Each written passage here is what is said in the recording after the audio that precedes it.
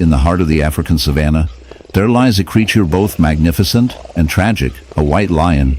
Its fur, as pale as the clouds above, catches our eye as it moves through the tall, golden grasses. Yet, upon closer inspection, a horrific sight unfolds beneath a brilliant sun.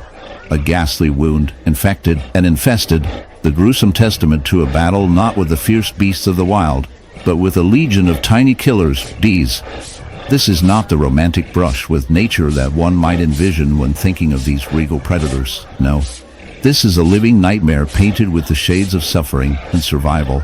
A stark reminder of how even the mightiest can be brought low by the unlikeliest of foes. The wound, jagged and raw, is a gruesome pockmark upon the white lion's otherwise pristine coat. It appears as if nature herself has conspired against this majestic creature, unleashing a swarm of bees that descended upon the lion's neck and face, intent on defending their hive against an imagined threat.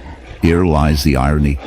A grand symbol of strength and nobility is reduced to a pitiful figure, a victim of curiosity turned deadly. Each pulsating throb of the wound is accompanied by the incessant buzzing of bees, a sound that should be reminiscent of sweet honey and vibrant flowers, yet instead rings discordantly in this scene of agony. The infestation is not merely a consequence of a fleeting moment of recklessness. It is an ongoing saga of survival that unfolds in the natural world, where each day brings a new challenge. The bees, having established a hive nearby, saw the white lion not as a king of the jungle but as an invader. As he ventures too close to their territory, the alarm signals are triggered, summoning a cloud of furious defenders. What ensues is a frenzy of stings and furious buzzing, leaving the lion to roar in pain and confusion. The wounds fester, and what should have been a quick skirmish turns into a protracted battle, a scar that tells a dark story on the lion's body. Yet, as we explore this harrowing reality, it is essential to shine a light on the bees themselves. These fascinating creatures, often viewed through the lens of pollination and sweetness, possess an extraordinary complexity. Their world, too, is marked by intricacies that mimic our own: hierarchies, duties, and defenses.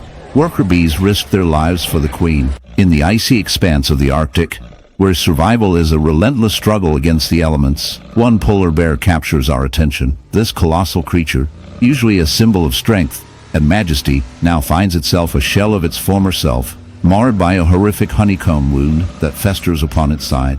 The stark, white snow contrasts sharply with the shocking crimson color seeping through the gaping holes in its flesh. It is a grotesque sight that sends shivers down the spine, evoking a chilling curiosity. How did this mighty bear come to bear such a horrific injury? The answer lies deep within the intricate dance of life and death played out in nature's harsh theater. As we draw closer, we cannot help but notice the pulsating mass of barnacles clinging fervently to the bear's wound. These small crustaceans, often associated with the salty ocean breeze, have made a grotesque home out of a once pristine body. Intricate and alien, the barnacles pierce into the soft flesh, their hard calcified exoskeletons creating a jarring juxtaposition against the vulnerability of the bear's wound. In their relentless hunger, they draw sustenance from the bear's suffering, forming a symbiotic relationship steeped in pain. With every stab of their tiny limbs, they delve deeper, laying waste to the bear's health and spirit. It's a nightmarish cycle, reflecting the fragility of life. But why would barnacles, creatures designed to latch onto rocks or ships, choose a polar bear as their unwitting host? The answer lends itself to the indiscriminate nature of survival. In an ecosystem that has been increasingly destabilized by climate change, anthropogenic influences have led to a chaotic knock-on effect. A warming planet has forced these marine opportunists further north. In the shadowy hollows of the plains, where the land stretches infinitely and the skies hang low, we encounter a creature that tells a gruesome story of survival and suffering. Meet the bison, a symbol of boundless strength and resilience. Yet today, it bears a haunting affliction, a horrifying mantle of barnacles seething upon its back. This isn't a tale for the faint of heart, for what lies beneath these hard shell-like exteriors is a tale of brutality and nature's unrelenting grip. As we draw closer, the barnacles become alarmingly apparent, their deathly white bodies clinging tenaciously to the native coat of this beast, forming grotesque clumps that seem to scream for help yet remain silent in their sinister embrace. These barnacles, marine arthropods usually nestled in the depths of the ocean, have found an unusual host in our land-dwelling friend. How did this happen? The life cycle of a barnacle is a bizarre journey, starting from free-swimming larval stages that search for a suitable surface to cling onto.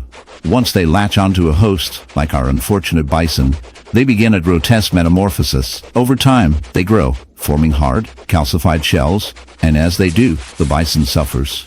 The barnacles leach nutrients and spread their grip, causing painful wounds that become a festering reminder of their parasitic reign.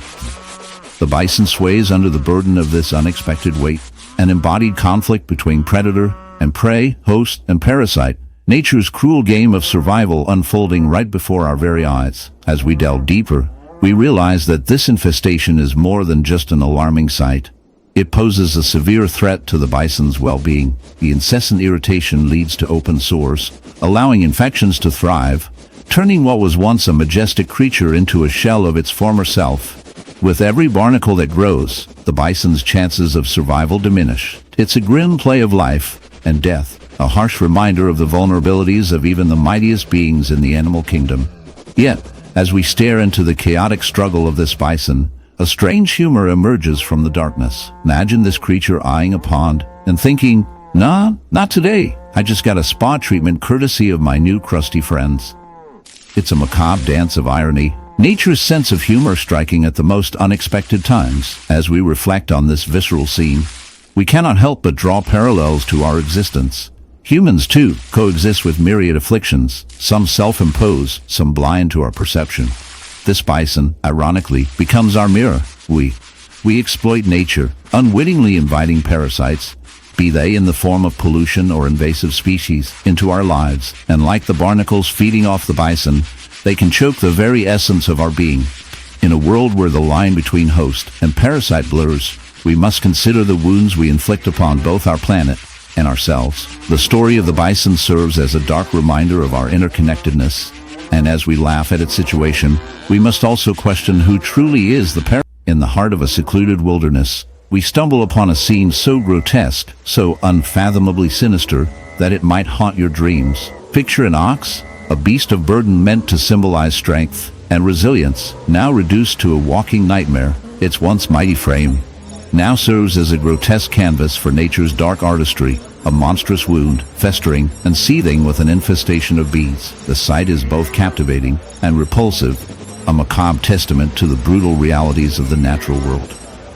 The bees, having found the perfect host, have transformed this wound into a thriving hive, their relentless buzzing a symphony of chaos and decay. As we delve deeper into this disturbing tableau, we must steel ourselves for the nauseating details that await. The wound, gaping and raw, is a gruesome amalgamation of torn flesh and oozing infection. It's as if the very essence of pain has manifested on the ox's flank, a festering sore that pulses with a life of its own. The bees, drawn by some primal instinct, have claimed this grotesque wound as their fortress. They swarm in and out, their bodies slicked with the ox's blood and pus, a grotesque ballet of survival and parasitism. The ox, its eyes glazed with a mixture of agony and resignation, trudges on, a living monument to the cruel symbiosis of life and death. Now let us explore the dark allure of this infestation. Bees, often celebrated for their industrious nature and vital role in pollination, reveal a more sinister side in this context. Attracted by the scent of decay and the warmth of the wound, they have colonized the ox's injury, turning it into a hive teeming with life. The ox's blood becomes their sustenance, the wound's cavity their nest. In the vast, untamed wilderness of North America, where the sun casts long shadows over the rolling plains, a creature of immense power and grace roams the bison. These majestic beasts, often referred to as buffalo, embody the spirit of the wild, their massive forms a testament to the resilience of nature. But today, we delve into a darker tale, one that reveals the hidden horrors lurking beneath the surface of this iconic animal. Picture, if you will, a bison standing alone, its once proud silhouette marred by a grotesque wound, a festering mass of barnacles clinging to its side like a grotesque badge of survival. This is not just a story of an animal in distress. It is a chilling exploration of nature's brutality and the often overlooked consequences of life in the wild. As we draw closer, the sight is both fascinating and repulsive. The barnacles, small crustaceans that typically attach themselves to rocks and ships, have found an unlikely host in this bison. Their hard, calcareous shells glisten in the sunlight, a stark contrast to the raw, inflamed flesh beneath. This infestation is not merely a cosmetic issue. It is a harrowing testament to the bison's struggle against the relentless forces of nature. Barnacles, in their quest for survival, have burrowed deep into the bison's skin, creating a grotesque landscape of infection and decay. Each barnacle, a tiny parasite, siphons nutrients from its host, leaving the bison weakened and vulnerable. The wound is a gruesome reminder of the harsh realities of life on the plains, where survival often comes at a steep price. But how did this bison become a host to such a horrific infestation? The answer lies in the complex interplay of ecosystems. Barnacles are opportunistic creatures, thriving in environments where they can latch onto a suitable surface. In this case, the bison, perhaps weakened by illness or injury, became an unwitting host.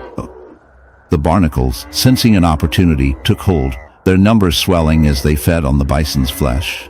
This grotesque symbiosis is a stark reminder of the fragility of life. Even the mightiest creatures can fall prey to the smallest of invaders. As we observe this bison, we cannot help but feel a sense of unease.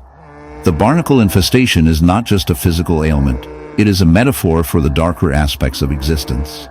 In nature, the line between life and death is often blurred, and the struggle for survival can lead to unimaginable suffering. The bison, a symbol of strength and endurance, is now a canvas for nature's cruelty, a living testament to the harsh realities of the wild. It raises questions about the balance of ecosystems and the often unseen consequences of our actions. In a world where humans have encroached upon natural habitats, the bison's plight serves as a cautionary tale. Our impact on the environment can have far-reaching consequences, often in ways we cannot foresee. The barnacles, in their relentless pursuit of survival, mirror the invasive species that humans have introduced into ecosystems, disrupting the delicate balance of nature. As we reflect on this bison's suffering, we are reminded of our own role in the web of life. Are we not, in some ways, like